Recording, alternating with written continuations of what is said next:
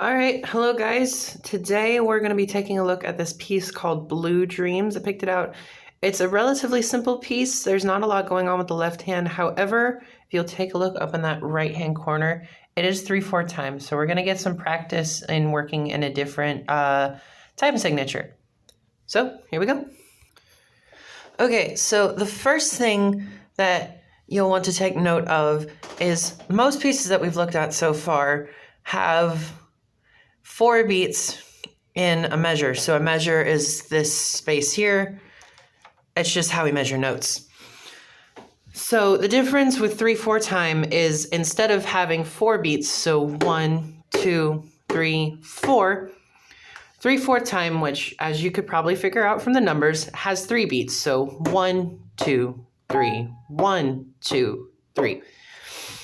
And so this first measure, you can see, has these 3 sets of eighth notes.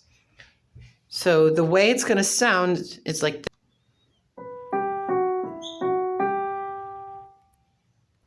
So instead of the normal 4 count, you'll have 6 eighth notes instead.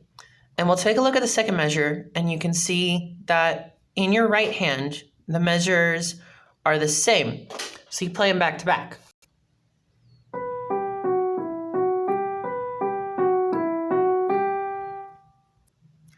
Now, if we take a look at the third measure, you'll see that a majority of it is the same, except for that very first note. You'll see that it is on our third space, whereas previously the first note was on our third line.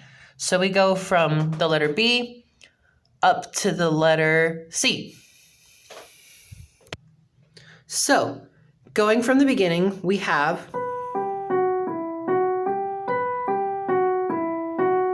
and then we stretch up to the C, but then we come back down to our G.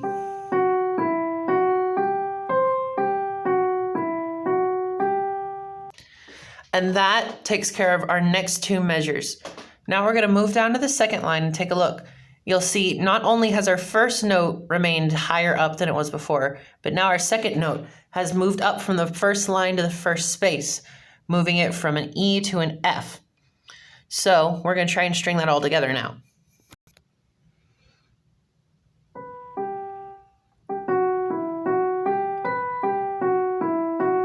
We stretch up to the C.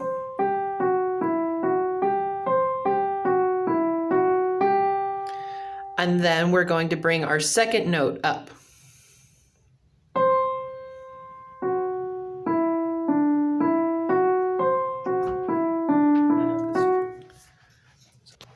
Okay, stringing it all together from the beginning with our shifts in our first and second notes. We start on our B.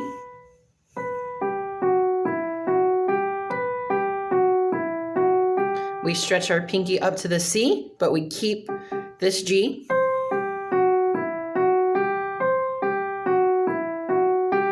Now our pinky stays up, but our second finger is going to stretch down to this black key F. And we're going to keep the pattern by finishing off on this D.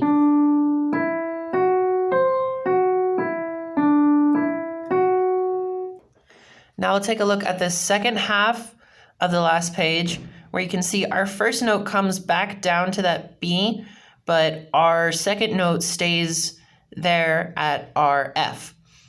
And we continue with the pattern of going down to our D instead of to our E, which sounds and looks like this.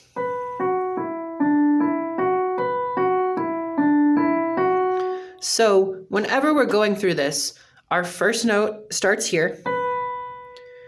Then we shift up 1, and we stay here, and then we shift down, and that's where we stay. Now on to this third line, where we have a lot more space in those first 4 notes.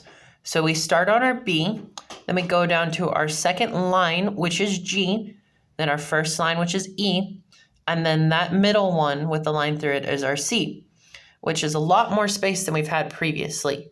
So and then we'll work our way back up just like we've been doing through the rest of the piece.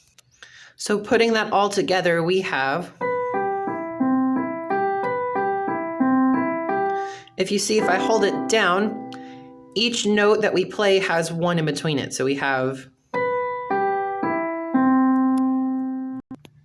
then we shift down all our notes to go even lower, starting with an A, going to an E, going to a C, going down to a B, then coming back up to a C and then an E.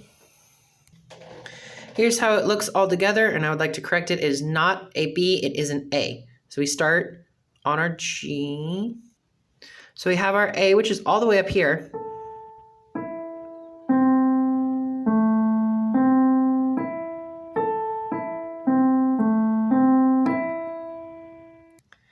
So making our way down to that fourth line, you'll see we have a sharp written into it, and that is a D sharp.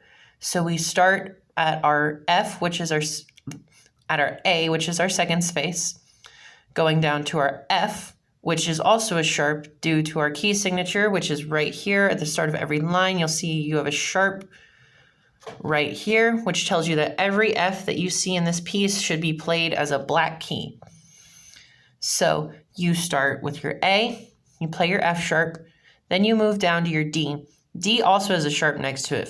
So for just this once, you play the D as a black key, then you keep going down to a B, and then you proceed to come up just again. And like everything else in this piece, it repeats. So this one does give you a little bit of a weird hand position. You've got your A, you've got your black key F, and then you have your black key D. I would suggest playing it with your index finger and your ring finger, just so there's not too much stretch.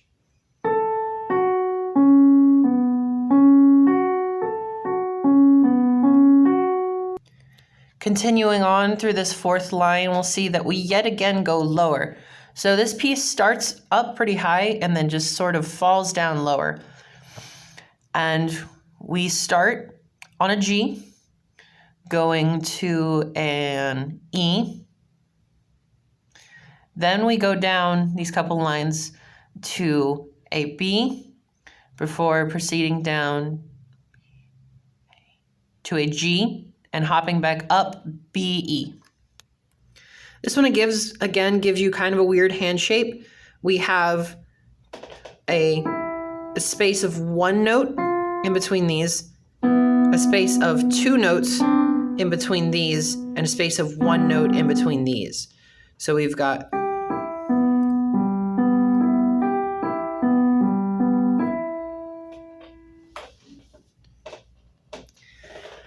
and that is really all of the main part. There is a finishing chorus here that is slightly more complex that I would love to work on in class with you guys if you would like to continue this music. So, I'll see you next week.